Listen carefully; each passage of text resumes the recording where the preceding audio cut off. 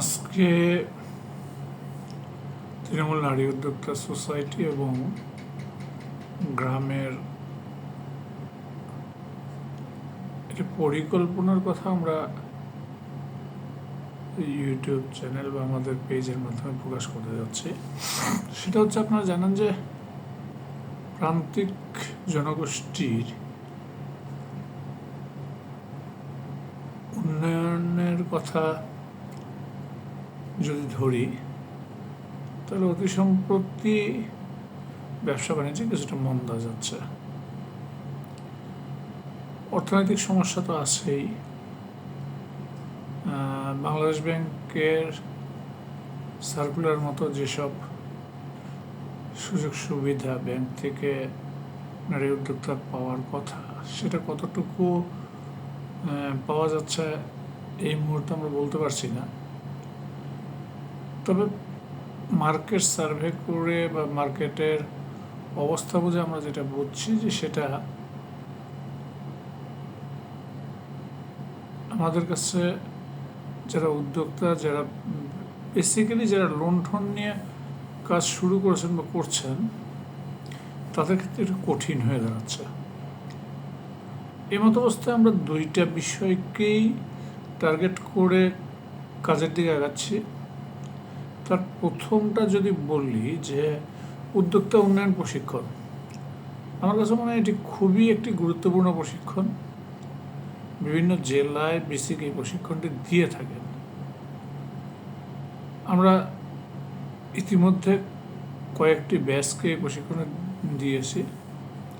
আগামী 16 থেকে 20 জুন সিলেটের তৃণমূল নারী উদ্যোক্তা সোসাইটি গ্রাসরুটসের যে ট্রেনিং সেন্টারটি আছে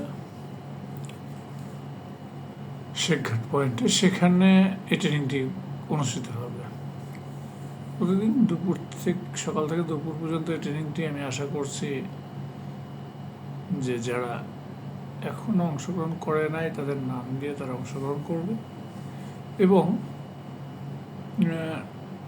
প্রাথমিকভাবে আমরা যেটা বলি যে উদ্যোক্তা সৃষ্টির যে কাজটি, সেই জন্য এই প্রশিক্ষণটি অত্যন্ত গুরুত্বপূর্ণ এবং সবাই সেখানে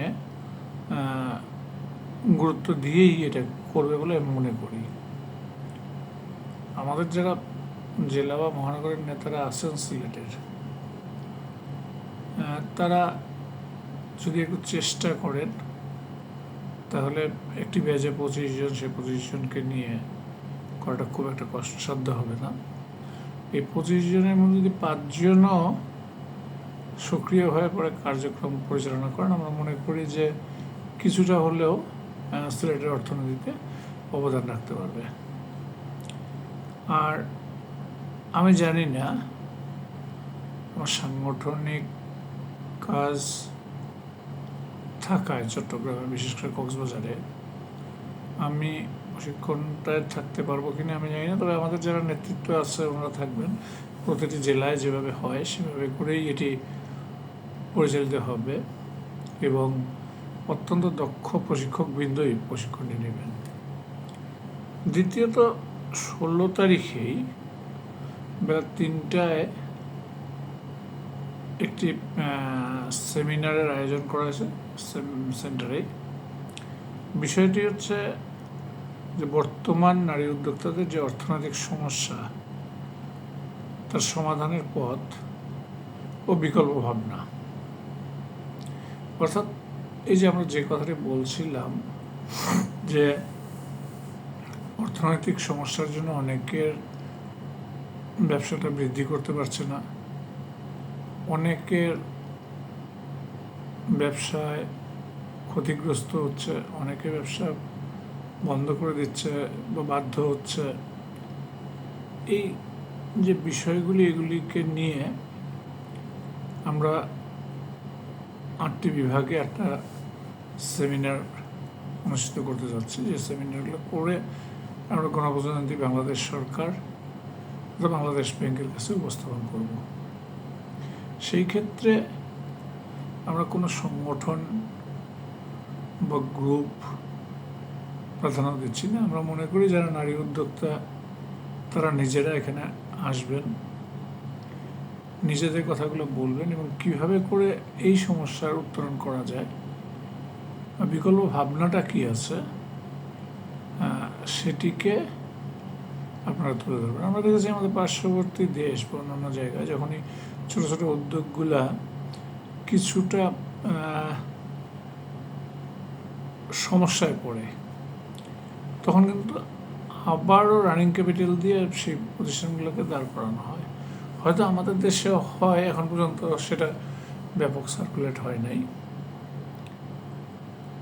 আমরা যদি এই আওয়াজটি তুলি, আমার মনে হয় অনেক প্রতিষ্ঠান, যে প্রতিষ্ঠানগুলি প্রায় বন্ধের পথে চলে যাচ্ছে, তারা হয়তো আবার নিজে ঘুরে দাঁড়াতে পারবে। আজকের লাইভে আমি একটা সুখবর দিই, সেটি হচ্ছে যে আমরা ঢাকা বনশ্রীতে ব্লক F-এ 1 নম্বর রোডে 5 নম্বর বাসা সিনিয়র শপিং কমপ্লেক্সে একটি এবং সিলেটের লতিফ সেন্টারের 2য় তলায় 232 নম্বর রুম, সেখানে একটি শাখা করেছি। জামালপুরেও শাখা আছে, নড়াইলে খুব শীঘ্র হচ্ছে।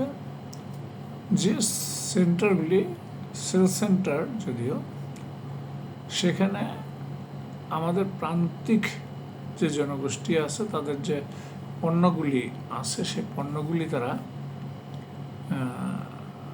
বিক্রি করার বা মার্কেট সার্ভে করার সুযোগ পেয়ে থাকে। এখানে যে কোনো সদস্যই তাদের পণ্য রাখতে পারেন। যে কোনো নারী উদ্যোক্তা সে যদি একটা পুঁথির মালাও বানায় এনে দেখতে পারে যে তার সেই মার্কেটটি আছে কি না, বা বিক্রি করতে পারেন। এটি করা হয়েছে। আমরা জানি যে পণ্য যতই প্রস্তুত হোক, যতই আমরা